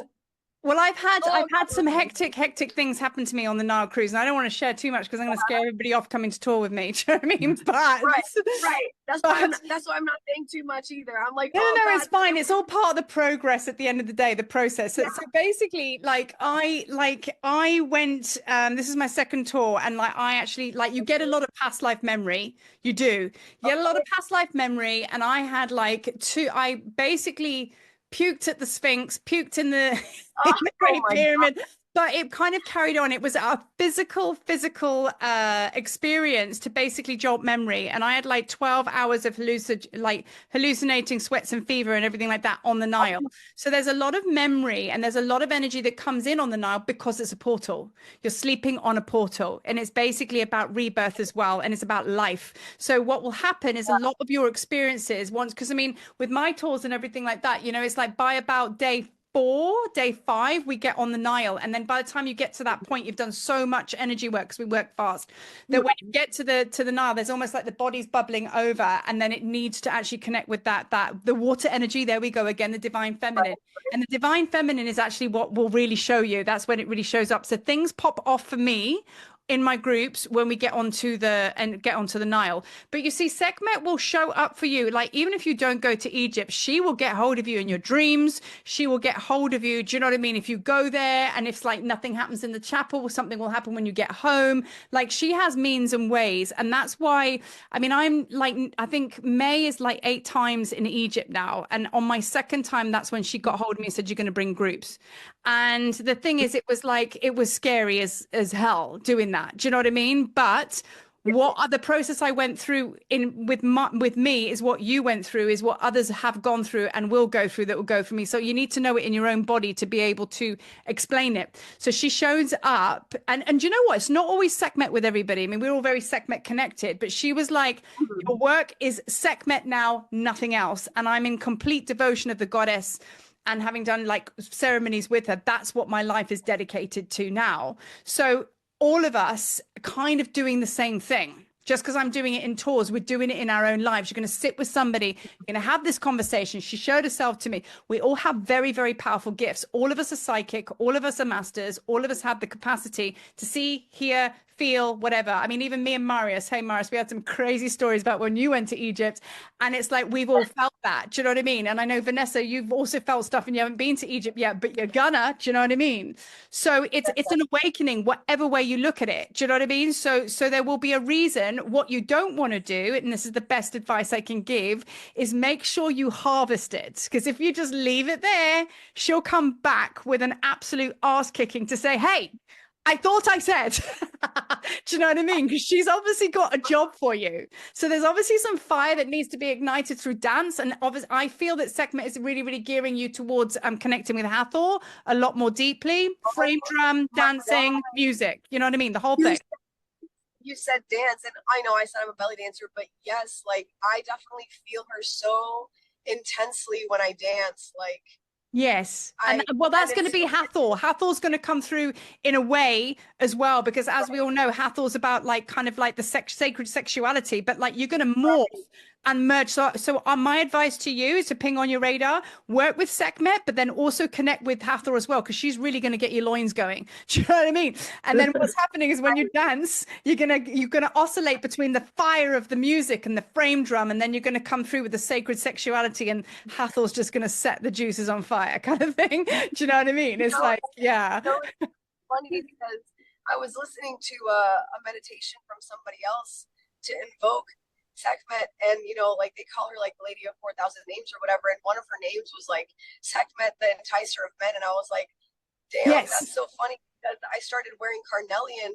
I bought the carnelian before I went to Egypt, and I found out that carnelian was one of her stones. Yeah, like, it is. After yeah. I came back from Egypt, like there were so many things after I came back from Egypt that I found out. Like while I was in Egypt, I chugged karkade like it was going to give me life. Yeah. When I came back, I found out that karkade is one of the things that you can offer her. And I was like, yo, she was drinking through me before I even found out that she wanted to work with me. It has been a ride. And you talk about transformation. I have had such horrible self-esteem issues my whole life, such self-hate my whole life. I'm 37. Please explain to me, like now I know. But I have never felt more beautiful than when I was in Egypt, and I came back to the United States expecting to be invisible again. And I came back, suddenly I'm like, damn, I'm so awesome. I'm not 100% fit, but like, no, it's amazing. Like, I love it. Absolutely. Because this is the thing, just to bring in Keridwyn now, which is who we've been working on this call. She is the reflection of Sekhmet. She's the same. Now, Keridwyn, everybody's like, oh, the witchy crone. She's gorgeous. She is like, you know, the divine feminine. Do you know what I mean? She is maid mother crone. Do you know what I mean? Maiden mother crone. Yes. It's the same thing. So it sounds like you're on a beautiful journey. And in fact, I think all of us here have been tapped by Sekhmet in a very, very big way. So you're definitely part of the right gang. That's for sure. Do you know what I mean? Yes. So I'm really sad that you only got here on the end of the call, but next time you must, we will get you in on the right time, you know? Absolutely. I'm so glad I found you, and I'm so glad Sekhmet found me the way she did. Yeah, well, welcome. Thank you so much. Thank you for letting me like rant at you about this. Like, no worries. Look, we're all Sekhmet fans here, so we love it as well. You know what I mean? Yeah. We love it. You know. Yes. So thank you for sharing. Thank you for letting me share. Thank you no worries. Thank you for everyone listening to me. No, you're always welcome. You're always welcome. So let me just address here another question here. Marie, can you tell me what you know about the the Vesica Pisces? Okay, so I've got a question here. The Vesica Pisces, this is really important, okay? So Vesica Pisces is that, for those that don't know, right? That's there. Okay. So now here, yoni. All right. Yoni, like, and then you have divine masculine and divine feminine. The way it rolls is in the beginning there was one, then there was two, and when there was two, there is three, and then three goes to two, and then there was one. So that's alchemy. So that's basically how it is. So that's the portal right there. And when you look at it and you do the whole Yeshua thing, okay, the Vesica Pisces turns into the little fishy. Can you see there? That's where it came from. Now, when I get the Anna, grandmother of Jesus, always shows me the Vesica Pisces like that. Do you know what I mean? And it's always a sign for whatever. You might be channeling and you might get that, and it might remind you of, I don't know, feminine sexual power, or it might be, oh, the balance. These symbols, I cannot encourage you enough, because I try to do it textbook with everybody else all the time. And now this means, now I just forgotten about that, and now I'm just doing my own thing. Like if the Vesica Pisces comes, like it's going to be a signature sign. Like when I jumped in the when I was in the Serapeum, and I jumped in the tombs, as it were, to channel, when, well, Wally threw me in actually, and then that was what came to me. And when they show me that it shows me timeline jumping. So when they show me that, because in past lives I used to be at a timeline jump and I'd spin the ankh. So they will find a dictionary that will show you. So have a look at the Vesica Pisces. What does it say to you? Because allowing that truth to come through will unlock your own dictionary, your own encodements, not the Gospel of Marie, Gospel of Marius, Gospel of Vanessa, Gospel of Maha. You know what I mean? And so like I say, this kind of triggered something in my memory, and they will work with you like that. Okay. So textbook, it is about creation, but see what that speaks to you. You know what I mean? But it's all about the balance, you know? And then I'm being asked here, is Keridwyn related to Hecate? Well, you know, like basically it's like, okay, so Lil Castle's answering this is absolutely a version of the Trinity energy. Okay, I didn't know that. Oh, I'm learning with the group today. Because you know, it's so funny. A big ass toad was in my corridor last night outside my bedroom. I don't know why, but I know that Hecate is actually a frog goddess as well. But I know that she's like, they all cross-pollinate at the end of the day. But when you see it, it's like Keridwyn, she's a dark mother. I'd definitely say that. And dark mother, that's like Sekhmet, that is obviously Hecate, or however you want to say her name. And Sekhmet, Keridwyn, Hecate, yeah. So they're all dark mothers. So they're the shadow versions of the thing. But I mean, like, you know, I only connected Sekhmet and Keridwyn through my own deep diving. So sit with that. See what it says, Noelia. Like, you know what I mean? Like maybe meditate on that, because there's going to be something very unique and special why you asked that question that you're going to be able to tell me about. And I'm going to go, okay. And do you know, so many. Good.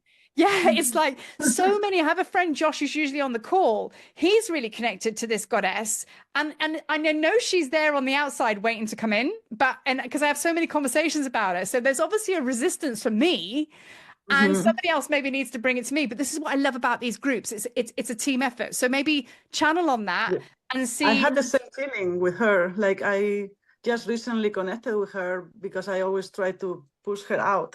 Yes, yeah. But yeah, there's something there, right? There's something there. So maybe I'll deep dive. Maybe I'm gonna like little pinkies with you. I'm gonna look into that. So next time we're on the temple, we'll be like, right, what do you find out? But Lil Castle here, it's like she's shown me many times in meditation. She's a triple goddess. Okay, so Castle here, yeah. So triple goddess, as I said, Keridwyn's a quick triple goddess, you know, and also as well, Sekhmet, Isis, and Hathor are triple goddesses as well. So I kind of feel like the three just rolls into everything, you know. So Basta's the mother. There you go. Ardo's also saying the same thing. Basta's the mother, Hathor is the maiden, and Sekhmet is the crone. So yeah. So listen, you can cross pollinate for all of this, but anything is, for me, everything's always in a trine. Always. Okay, that was like Jay-Z Illuminati, but I'm not doing that. It's like I'm doing high vibes. I always do that, and somebody's gonna go, oh, she's doing that sign. I'm like, no, I'm fucking not. I'm doing that. So anyway, that there is like, for me, there's always a three in everything. Do you remember when your mom used to say, oh, two's company, three's a crowd?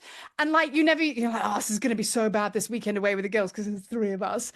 And like that's how we were like programmed that 3 is bad, right? But actually the power is in the 3. Okay, so we have Anubis, we have Nephthys and Set. You know what I mean? That's the trine there. Then you have Osiris and Isis and Horus. And then the other trine, which I love, is basically Ptah, Sekhmet, and their son Nefertum, you know, beautiful completion. So there's always going to be a 3 somewhere. I do actually feel that 2 is creation, but then where's the product of that creation? It's always going to be harmony. That's completion. So the 3. So in the Avalon teachings as well, you have like the 9 Grail Maidens, right? So basically that comes from the power of 3. So 3 times 3 is 9. You know what I mean? So it will always bounce back and forth, especially in Avalon, especially with the, how'd you say it? Triskel? The Triskel triple spiral. 3, death, rebirth, resurrection. You can't just die and get reborn. You need to kind of like get your legs and stand up and resurrect. Do you know what I mean? You can't just do one without the other, right? So there's always going to be a power of 3. Today is a 3-3 day because of the 12-12.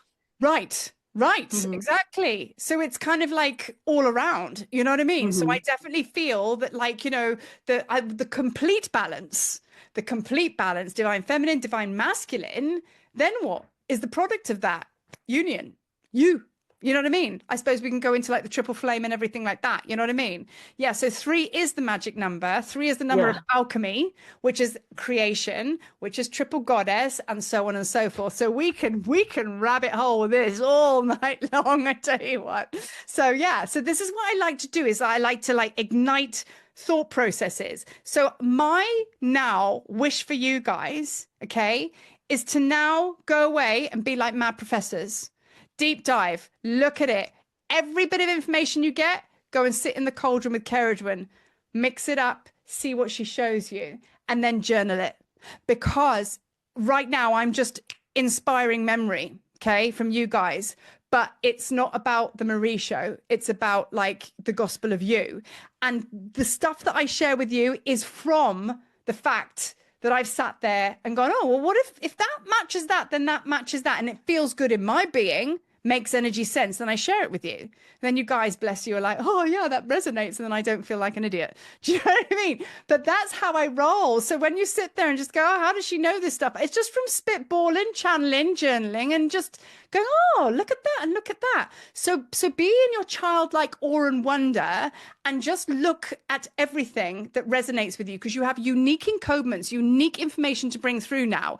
And it's not going to look like anyone else out there. That's the thing. And all we do is go, nobody else is talking about this, it must be wrong. No, gospel of you, 100%. Yeah? Makes sense? Cool. Okay. Well, I feel much better than when I got on the call. I wanted to vomit through my nostrils when I got on the call, but I feel better for hanging out with you guys. So yeah. So how's everybody feeling? Are we feeling good? Yes? Okay, great. A thumbs up is good. Well, I am.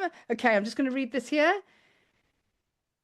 So we've been doing light language. Okay, so really feeling like I'm embodying the true self and finally feeling like I'm about to take off. Yes, wheels are spinning. I think we all feel the same way, right? So when you start to fall back into that slumber, have none of it. Have none of it. Just be like, no, we're not doing this. We're not doing this. That's what I had to do today. Acceptance is the key to joy. Yeah, I feel like a bag of shit, but it's not my truth. Tomorrow's a new day. You know what I mean? So yeah, and next year's a new year, and we're all going to be vibing, doing amazing things. So I'm going to be sharing a lot more to do with the Avalonian stuff, because my trip to Egypt, but we also got Christmas coming up as well. Do you know what I mean? So I'm just going to like plop in the YouTube what I can as I go along. But otherwise, just to sign off, like, so basically, for those of you that need help, I don't really like do sessions, but for those that want it, I do, I suppose. Do you know what I mean? It's like I do the Heka code sessions, which I've only just started to release single sessions now, which are basically the alchemy frequencies to help you get from A to B, right? So if you feel that you need help or you need something activating and igniting, it's really good to dive into those sessions and just kind of like kick the blockages out, and then away you go. That was born from the 6-week mentorship, but that's a deep dive. Got to be ready for that, because exponentially so, you need a sweet spot for that. So when you have an idea and you're like, right, I'm ready to birth it, it's go time. And you have 6 weeks or more to really go into that cauldron and be undisturbed, that's the Heka Code sessions, but I only take on a couple of people at a time because the energy is quite big. So there is a support for you as and when you need it. But other than that, my main gig, in all honesty, and my absolute love is taking people to sacred sites to ignite their memory. Okay. So we have the Tablets of Light tour in May, and I know some of you are coming on there. And we also have, now we have Avalon, and we also have, not advertised yet, Sekhmet tour in November, the pilgrimage. Haven't said anything about that yet, but I will be advertising that nearer the time. So, you know, so there's lots happening. So if you feel the call, it could be for many reasons. It may be that some people just go to Egypt just to go to Egypt, get the codes, leave, right? And then tick. Some people go to Egypt and then go again and again and again, because that's my life. I will never stop going there, right? But then there's some people that need to go there for good reason, because you also need to hold groups. It may be you have a contract like me where you got to take groups. The more star seeds we have on hand, the more people we can take, the more people we can awaken to their magic. You're all teachers, you're all space holders, you are all very valid and important in what you have to share with the world. So if you feel that you're blossoming into that, then let's have a conversation, right? But other than that, we hang out in the temple, we throw magic balls around the place, and we just have fun. So yes. Thank you for hanging out with me, guys. So yeah, much love to you on your 1212 portal. Okay, enjoy. And I'll see you on the flip side. Okay, lots of love, guys. Thanks, Mary. Okay, Thank loads you. of love to you all in the messages. See you later. Bye-bye. Bye.